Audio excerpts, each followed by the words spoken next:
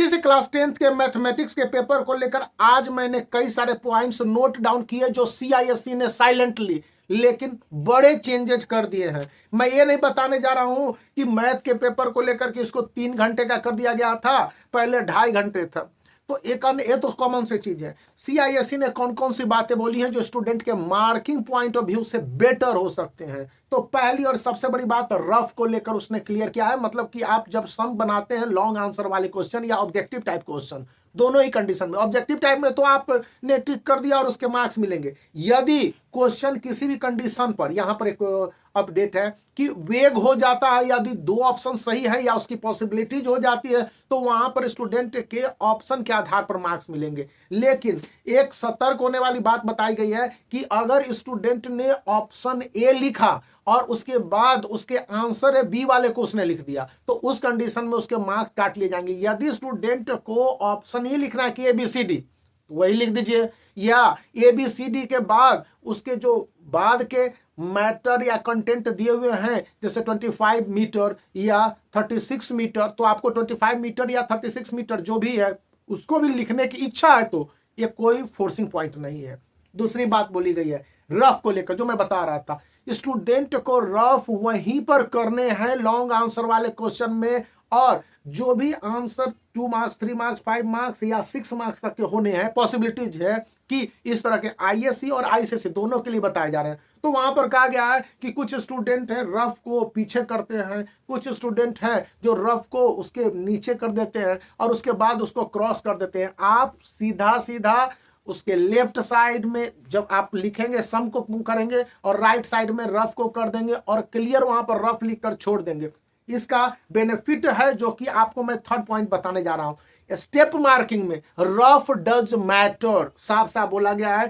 कि अगर स्टूडेंट ने रफ किया हुआ और कैलकुलेशन में स्लाइट मिस्टेक है या बिग मिस्टेक भी हो गए, तो 0.25 मार्क्स काटे जाएंगे। यदि स्टूडेंट ने वो भी रफ को किया होगा और यदि टीचर उस रफ को देख लेता है, तो उस हिसाब से वो कंसीडर कर सकता है कि 0.25 मार्क्स भी काटे या ना काटे, फुल मार्क्स दे दे। तो rough does matter for that. फिर आपके section wise, section A, section B, section C, जो क्वेश्चंस के आप सम लिख रहे होंगे या आंसर जो बना रहे होंगे, तो उसमें सॉल्यूशन निकाल रहे होंगे, उसमें सेक्शन वाइज लिखते समय कई क्वेश्चन में मैथमेटिक्स के आईसीएसई और आईएससी के भी उसमें रहते हैं सब पॉइंट वाले क्वेश्चन। तो सब पॉइंट वाले क्वेश्चंस में अगर मान लिया क्वेश्चन नंबर 5 या क्वेश्चन नंबर 6 में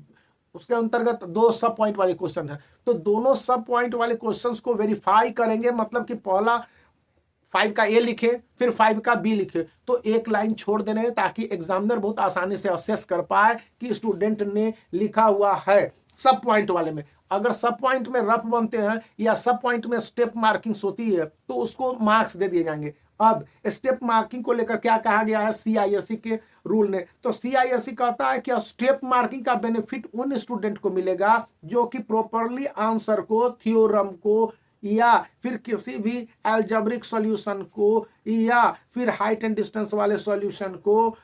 करते समय प्रोसेस को फॉलो करते हैं। अगर वे प्रोसेस को ही नहीं फॉलो करते हैं, प्रोसेस बोले तो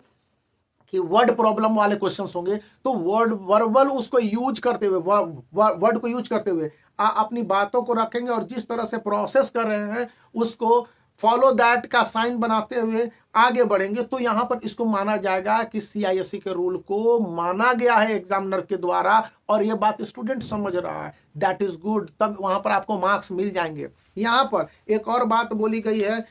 स्टूडेंट के लिए, खास करके आईसीएसई क्लास 10 2025 के मैथमेटिक्स के पेपर को लेकर, कि अगर स्टूडेंट ने किसी सम को गलत बना दिया लेकिन उसमें उसने 3 से ज्यादा पॉइंट सही अटेम्प्ट किए या सही प्रयास किए, तो ऐसे में स्टूडेंट को वहां पर मार्क्स मिलने के चांसेस होंगे if the solution goes in a right way. Solution अगर राइट वे में जा रहा है तब जाकर। मैथ का गलत हो जाना यानी आपके सम का गलत हो जाना ये कोई बहुत बड़ी बात नहीं है, सभी स्टूडेंट से हो जाते हैं। लेकिन अगर अटेम्प्ट सही डायरेक्शन में गए होंगे, तो यहां पर अटेम्प्ट पर मार्क्स देने की बात मैं नहीं कर रहा हूं, तो आप इस तरह के कंफ्यूजन वाले शब्द से बचे रहिए कि अटेम्प्ट्स पर ही मार्क्स दे दिए जाएंगे। सही अटेम्प्ट्स तो सही मार्क्स, गलत अटेम्प्ट तो गलत मार्क्स। आंसर गलत हो जा रहे हैं लेकिन स्टूडेंट के अटेम्प्ट सही है, खास करके थ्योरम में या सब थ्योरम में या फिर मेंसुरेशन वाले क्वेश्चंस में यहाँ पर हाइट एंड डिस्टेंस का एग्जांपल देते हुए कहा गया है, या फिर कहा गया है प्रोबेबिलिटी वाले क्वेश्चन में एपी में कि स्टूडेंट के प्रेजेंटेशन ऑफ आंसर और अप्रोचिंग ऑफ आंसर, ये दो चीज, प्रेजेंटेशन ऑफ आंसर की किस तरह से आप आंसर की ओर बढ़ रहे हैं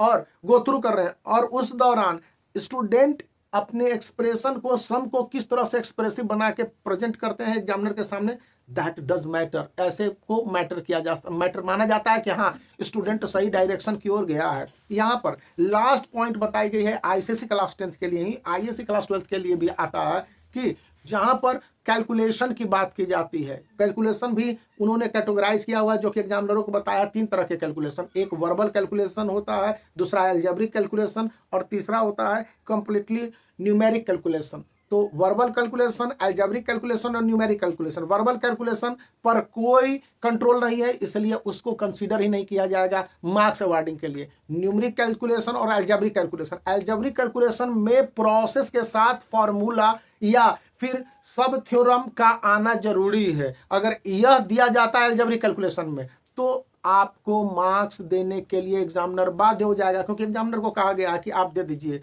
और जैसे ही आप प्रोसेस पार करते हैं तो आपको मार्क्स मिल जाते हैं। और इसी के साथ न्यूमेरिक कैलकुलेशन होते हैं जहां पर कि आप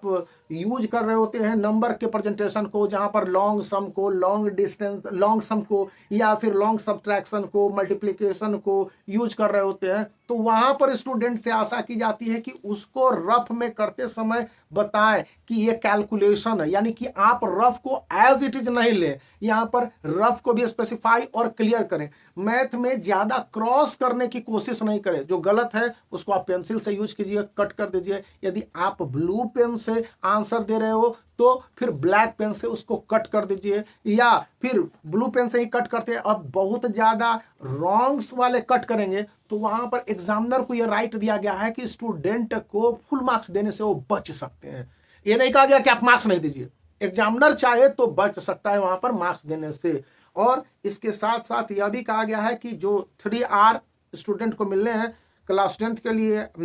मैथ में आईसीएसई क्लास 10 2025 के, इसमें स्टूडेंट को 15 मिनट एक्स्ट्रा देने हैं। लेकिन इस बीच में अगर किसी तरह के प्रोसेस वाइज आंसर सीट यानी आंसर स्क्रिप्ट के डिस्ट्रीब्यूशन या फिर क्वेश्चन के डिस्ट्रीब्यूशन या किसी तरह के रॉन्ग्स हो जाते हैं जिसमें कि टाइम का मिसमैनेजमेंट हो जाता है स्कूल के द्वारा या एग्जामिनर के द्वारा, सॉरी इन्विजिलेटर के द्वारा, तो उस कंडीशन में जितने टाइम वेस्टेड होंगे उतने टाइम स्टूडेंट को मिलेंगे। और मैथ का एग्जामिनेशन जब भी आप दे के आइएगा तो इस बात को याद रखना है, मैथ के पेपर लेंदी होते भी हैं और मैथ के पेपर आपके लिए कॉम्प्लिकेटेड भी हो सकते हैं। तो उस कंडीशन में आप अपना फीडबैक जिस एग्जामिनेशन सेंटर पर है, जनरली होम सेंटर ही होता है, उसको समर्पित कर देंगे। इससे यह होगा कि आप अपना फीडबैक दे देंगे 2 मिनट 3 मिनट के लिए, तो वो उसके आधार पर ही कॉपी की चेकिंग लेनियंट होगी या कॉपी की चेकिंग